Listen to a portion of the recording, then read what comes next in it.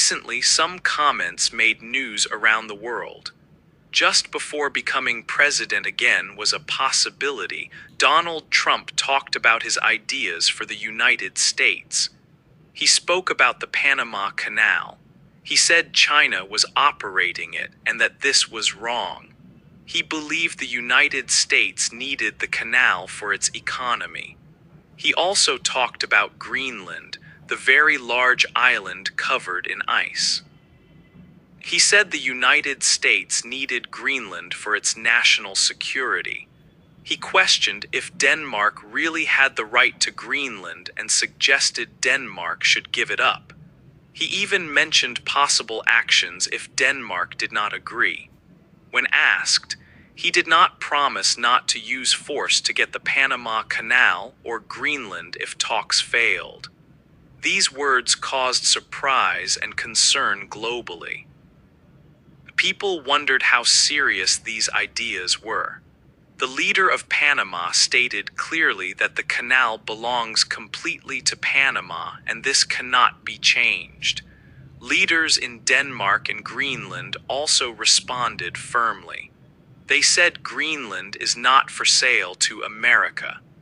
The Danish king, Frederick X, also made a quiet statement. He ordered an update to the royal family symbol. The change made the polar bear, which represents Greenland in the Kingdom of Denmark, more noticeable. This discussion about who should control Greenland, Denmark, the United States, or Greenland itself is mostly happening online for now. But why is there talk about Greenland? To understand the situation, we need to look at Greenland's past and why it is so valuable. This is not the first time Mr. Trump has shown interest in Greenland.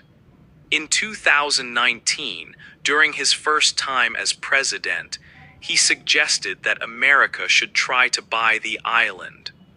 Greenland is huge, about the size of Western Europe.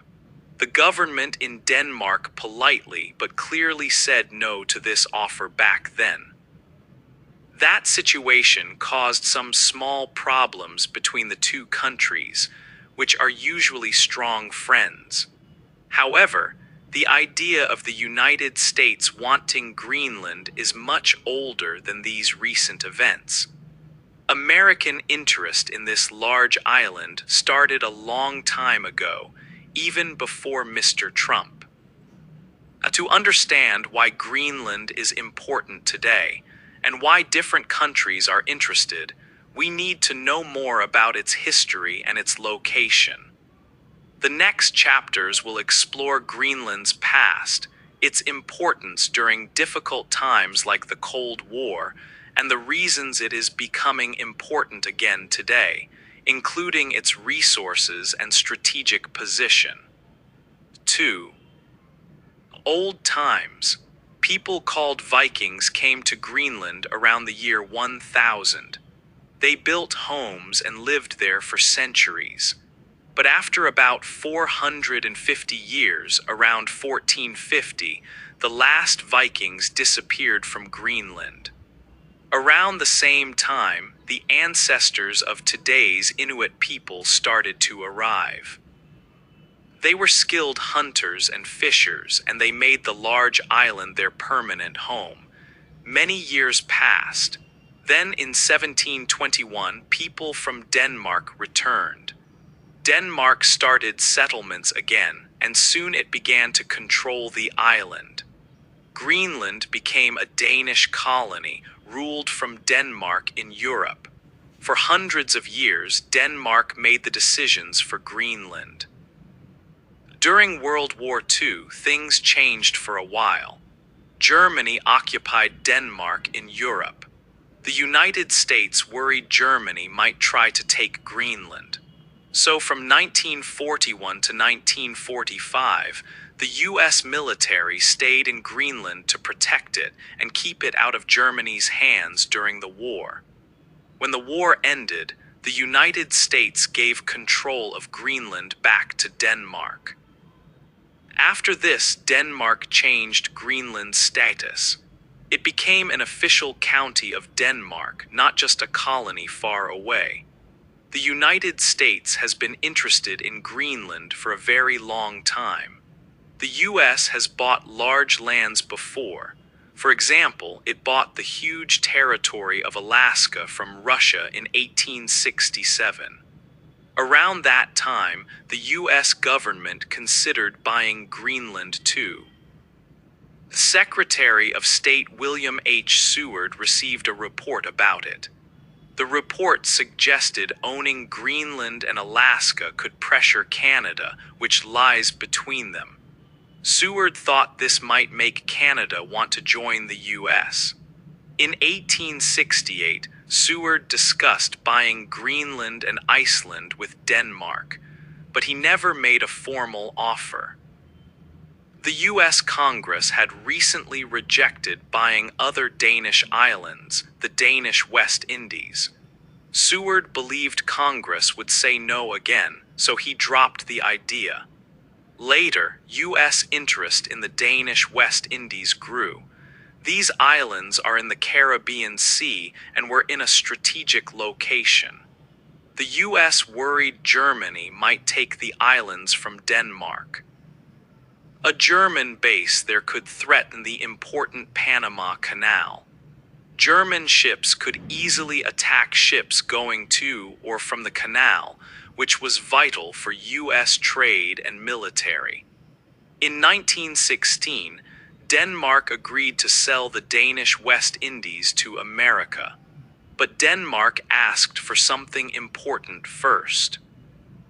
They wanted the U.S. government to officially accept Denmark's control over all of Greenland. The United States accepted the deal. In 1917, the U.S. bought the Danish West Indies. These islands are now called the U.S. Virgin Islands. At the same time, America formally recognized that Greenland was Danish territory.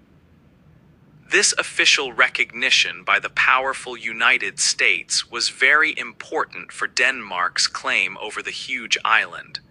This history shows U.S. interest is not new. 3. Cold War years.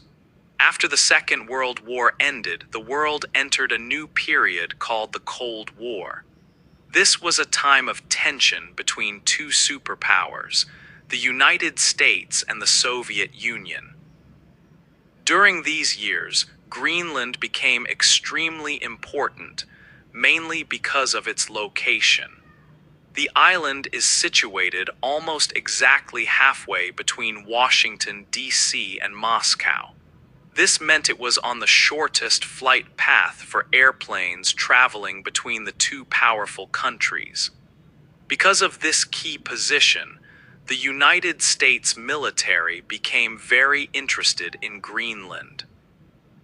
They saw the island as a vital place for their security. American leaders believed that having bases in Greenland would allow their bombers and missiles to reach the Soviet Union very quickly if a war started. At the same time, Greenland could act as America's first line of defense. Radar stations there could spot Soviet planes or missiles flying over the Arctic towards North America, giving the U.S. time to react. This strategic importance led the U.S. government to make a secret offer in 1946. They asked Denmark if they could buy Greenland. The offer was for $100 million in gold, which is worth about $1 billion today. The Americans argued that selling Greenland would be good for Denmark too. It would stop people from criticizing U.S. military bases on Danish land and save Denmark the money it spent supporting Greenland. However, the Danish government said no. The Danish foreign minister explained that while Denmark was thankful for American help during the war, they did not want to sell the entire island. Even though Denmark refused to sell Greenland, They understood its importance to the United States. The two countries worked together closely on defense matters. Both Denmark and the U.S. were among the first members of the North Atlantic Treaty Organization, or NATO, created in 1949. Then, in 1951, they signed a special agreement. This agreement allowed the United States to build a very large Air Force base in the far northwest of Greenland. This base became known as Thule Air Base. Thule Air Base quickly became one of the most important American military bases outside the U.S. during the Cold War. It served several critical purposes. U.S. spy planes used the base to fly missions over the northern parts of the Soviet Union.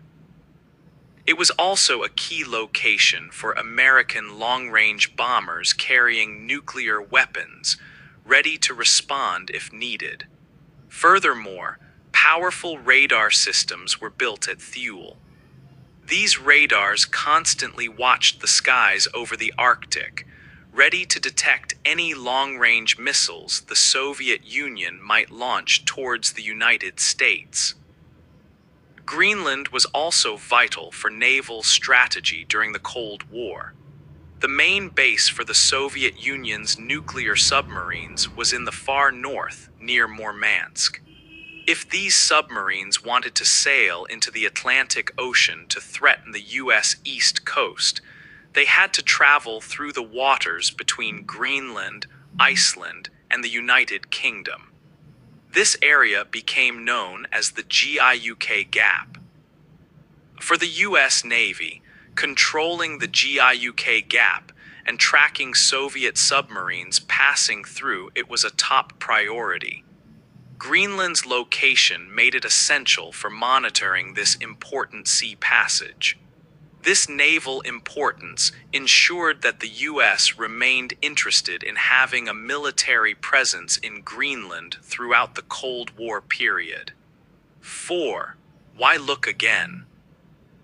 After the Cold War finished in the early 1990s, America was less interested in Greenland for about 20 years. The relationship with Russia was better for a time. The American military did much less at the Thule base in Greenland.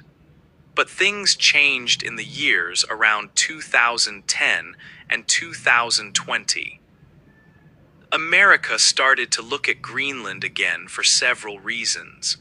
One big reason was new problems with Russia. Trouble started again after Russia took control of Crimea in 2014. It got worse after Russia attacked all of Ukraine in early 2022. Russia also began to build up its military strength in the Arctic. It put soldiers and weapons back into old Soviet military bases there. Now, Russia has many more bases in the Arctic than NATO countries do. Russia's important submarine base is in Murmansk, in the far north. This made America think again about Greenland's location for defense. But there were new reasons too.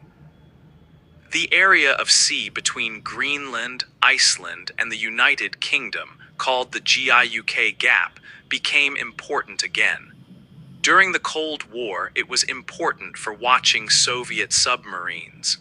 Now, it is also important because valuable internet cables lie under the sea there. These cables connect different parts of the world. Two very important cables pass near Greenland. One connects Japan and Europe. Another connects Canada and Northern Europe. If Russian submarines could get through the GIUK Gap without being seen, they might be able to cut the many internet cables between America and Europe. This could cause big problems for communication, especially for the U.S. military in Europe if there was a conflict. Some people worried that Denmark could not watch Greenland well enough. In 2020, one report called Greenland a security problem area. Greenland has a very long coast, almost 27,000 miles long. It is mostly empty land, making it very hard to watch. Denmark is a small country and did not spend a lot of money on its military for many years after the Cold War. Denmark is responsible for defending Greenland, but its military force there has been very small. For example, in 2020, Denmark only had 4 patrol ships, 4 helicopters, 1 plane for watching the sea, and 6 dog sled teams to cover all of Greenland.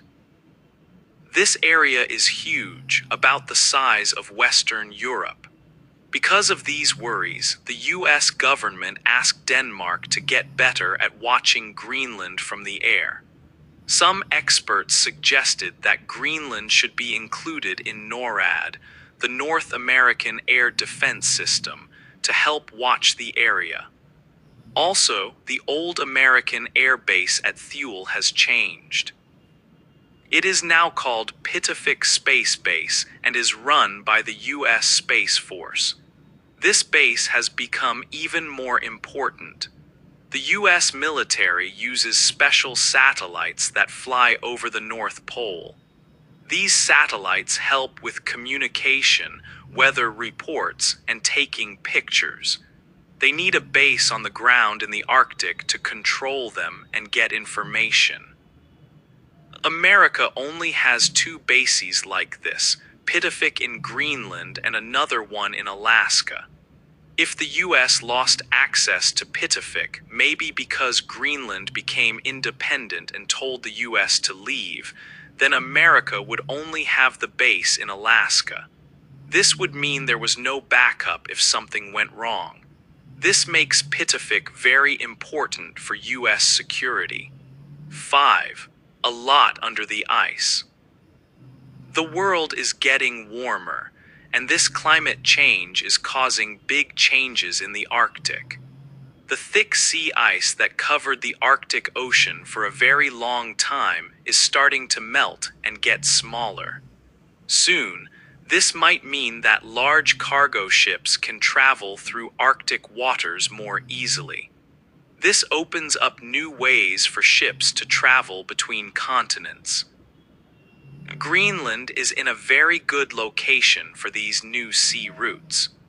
2 routes, the Northwest Passage through Canada and the Northern Sea Route along Russia, are expected to be open for ships for most of the year in the next 10 years or so. There is also talk about a future route called the Transpolar Sea Route. This route would go straight across the North Pole, very close to Greenland's east coast.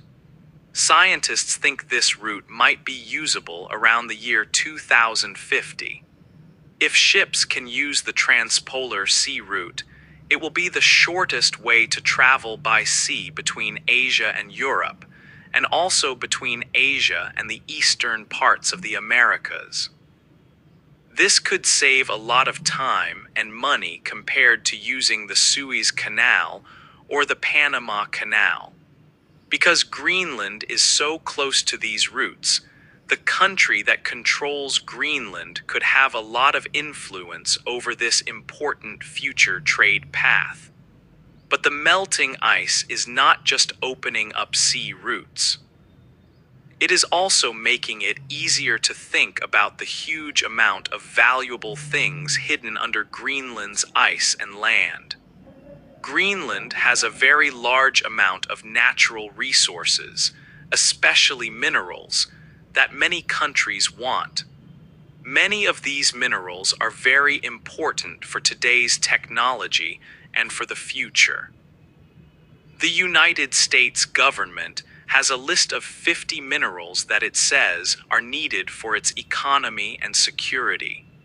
Greenland has rock deposits that contain 43 of these 50 important minerals. This includes large amounts of rare earth elements.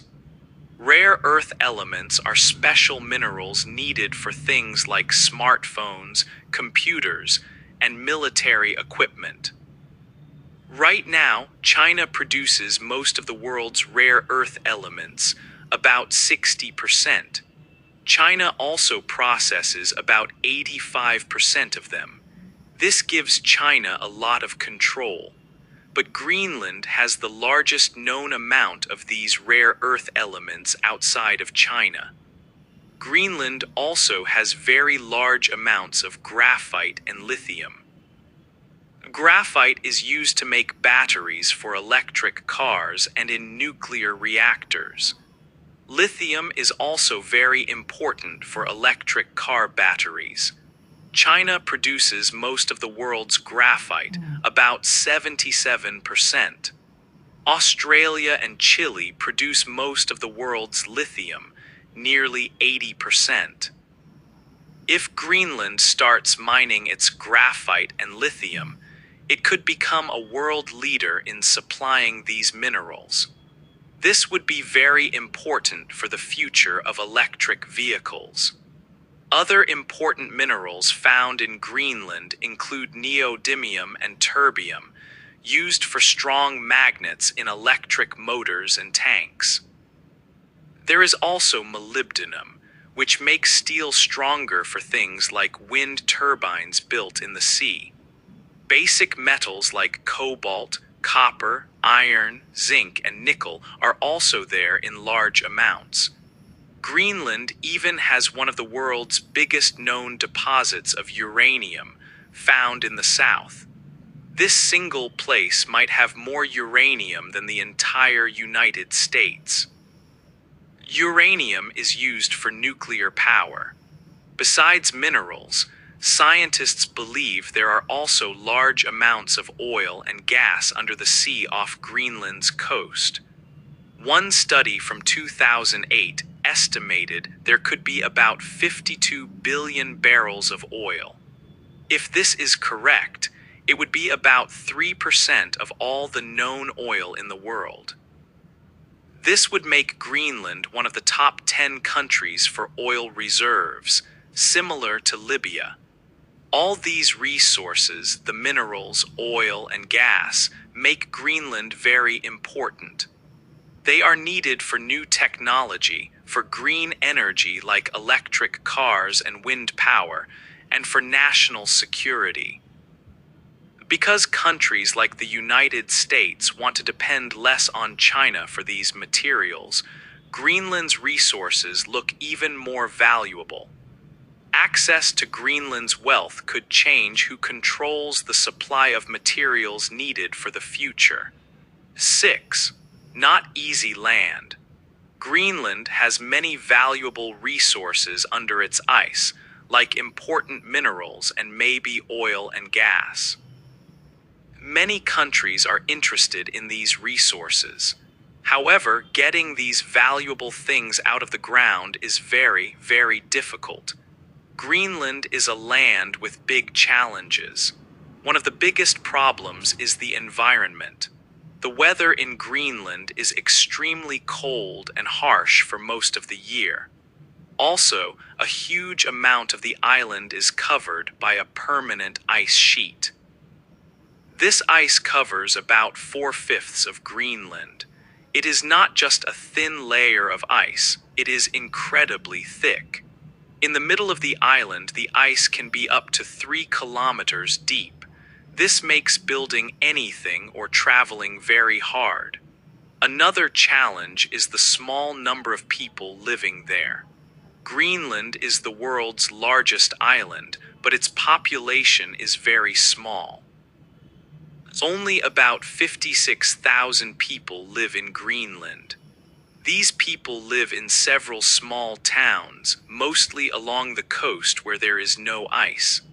The towns are spread out and far apart from each other. There are no roads connecting these towns. If people want to travel from one town to another, they cannot drive a car. They must travel by airplane or by boat. In some areas, people also use snowmobiles or traditional dog sleds to travel across the snow and ice, but this is not possible between all towns. Because the land is difficult and the towns are far apart, building infrastructure is a huge challenge. Infrastructure means things like roads, ports, airports, and buildings needed for mining. It costs a very large amount of money to build these things in Greenland. The difficult environment and the need to bring materials over long distances make everything more expensive. For example, building a mine needs roads, power, and places for workers to live. Building a port for ships is also hard. Even the sea presents problems. The ports in Greenland are not free of ice all year round. For most of the year, the sea near the coast is frozen. Ships can only reach the ports for maybe a couple of months during the short summer. This means that exporting minerals or other goods is difficult. Special ships called icebreakers are often needed to travel through the icy waters. Using icebreakers costs more money and makes development even more expensive. Greenland's economy also faces difficulties. Right now, Greenland depends heavily on money from Denmark. Each year, the Danish government gives Greenland around $500 million in financial support. This money is extremely important for Greenland. It makes up about 20% of Greenland's total economy, or GDP.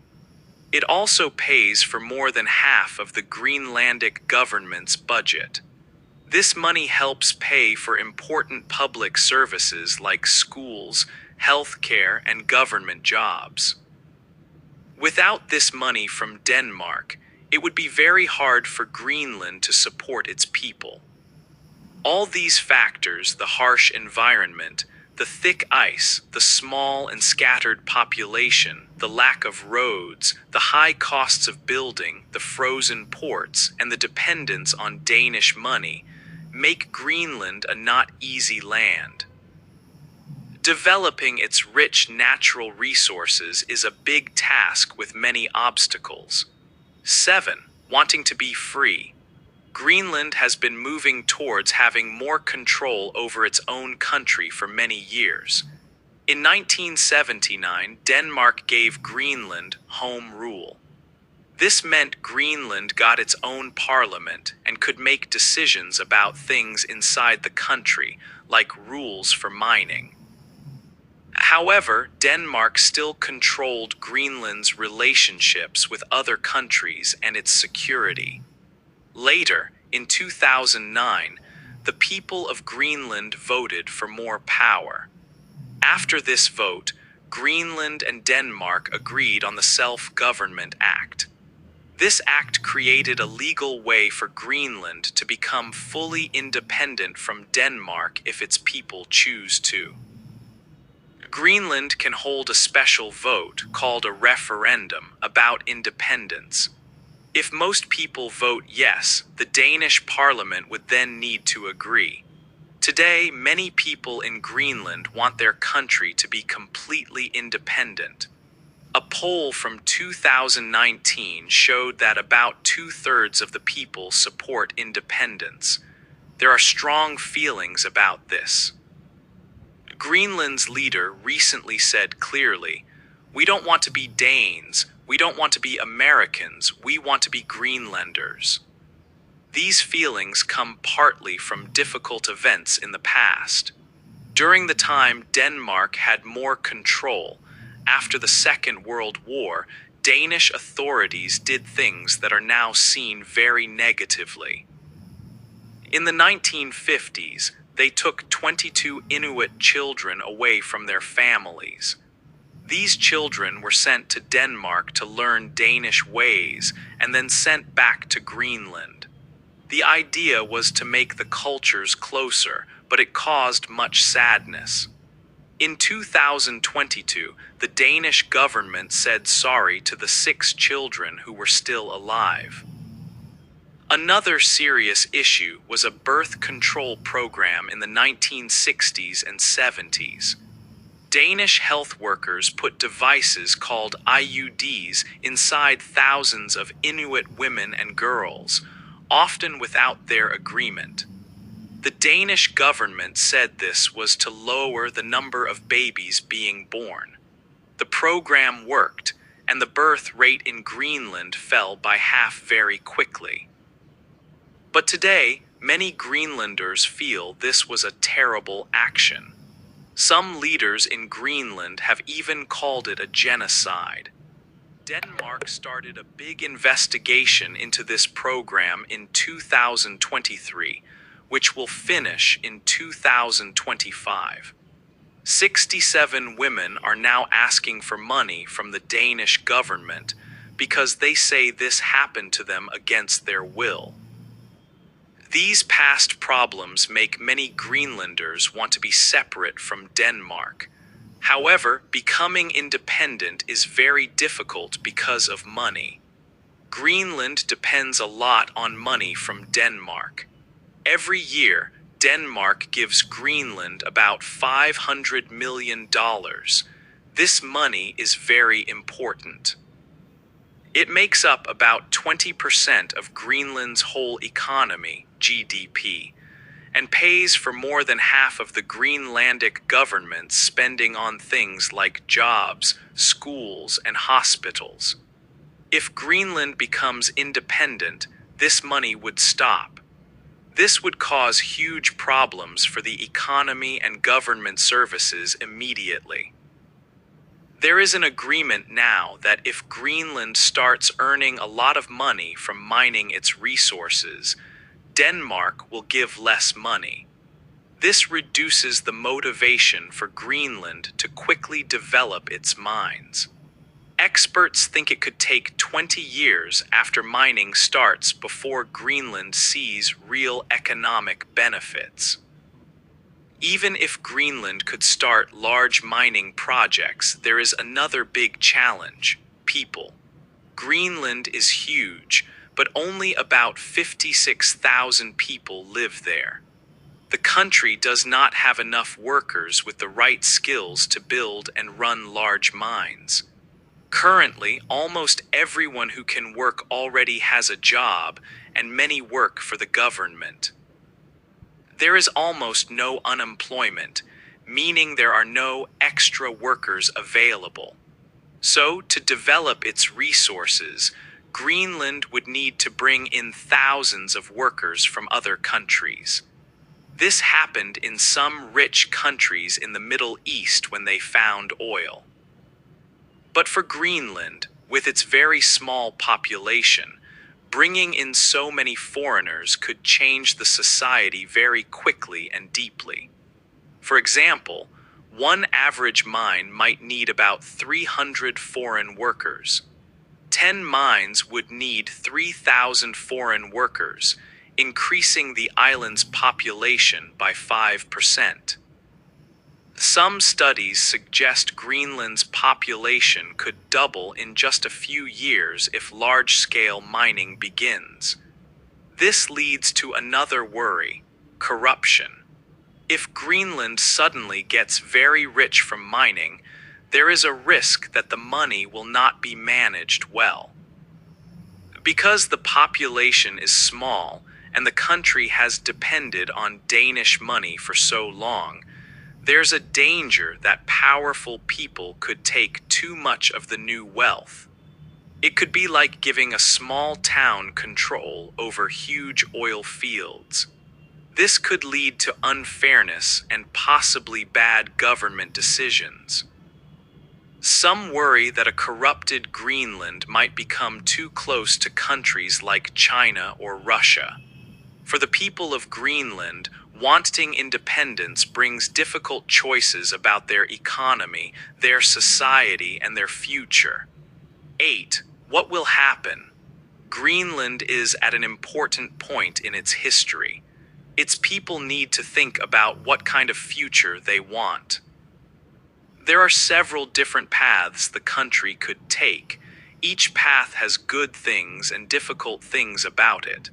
One choice is to stay connected with Denmark. Greenland already gets a lot of money help from Denmark every year. This money pays for important services like schools and hospitals. Staying with Denmark means this help would continue. It offers a safe financial future. However, many people in Greenland want more control over their own country. They feel that staying with Denmark limits their freedom, even with the self-government they have now. There are also difficult feelings about things that happened in the past between Denmark and Greenland. Another choice is for Greenland to become fully independent. This is what many Greenlanders say they want. Independence would mean Greenland makes all its own decisions about everything, including its relationships with other countries. But there is a big problem: money. If Greenland becomes independent, the money help from Denmark would stop. Greenland would need to find new ways to support itself. The most likely way is through mining the rich natural resources under its ice. But starting large mining operations costs a huge amount of money, which Greenland does not have. It would need money from other countries. Mining would also bring big changes. Greenland has only about 56,000 people. Big mines would need thousands of foreign workers. This could change Greenland's society very quickly. There is also a worry about corruption.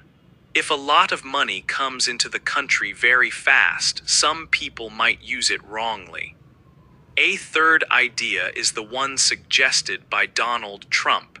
The United States could buy Greenland. This sounds strange to many, but the U.S. has bought land before. Some people estimate Greenland could be worth around $50 billion. If the U.S. bought Greenland, maybe every person living there could get about $1 million. Supporters might say that becoming part of the U.S. would bring strong government systems, which could prevent corruption. It would also mean the powerful U.S. military would protect Greenland and the Arctic region. But this idea has big problems too. Denmark and Greenland have clearly said Greenland is not for sale. Forcing a sale would badly hurt America's relationships with Denmark and other allies around the world. It could make other countries worry about U.S. actions. There is another possible path called a Compact of Free Association, or COFA. The United States already has this kind of agreement with some independent island nations in the Pacific Ocean. In a COFA, the country stays independent, but it has a very close relationship with the U.S. People can travel and work freely between the countries. The smaller country gets access to some U.S. services and money help. In return, the U.S. military can use land in the country and takes care of its defense. The country agrees not to let other foreign militaries use its land without U.S. agreement. A COFA could give Greenland independence, but also provide money and security through the U.S. Some people in Greenland have even suggested a special COFA involving both the U.S. and Denmark. In the end, the future of Greenland must be decided by the people who live there. They have several choices: staying with Denmark, becoming fully independent, joining the U.S., or maybe a COFA agreement. It is their land and their future. The world should respect the decision the people of Greenland make for themselves.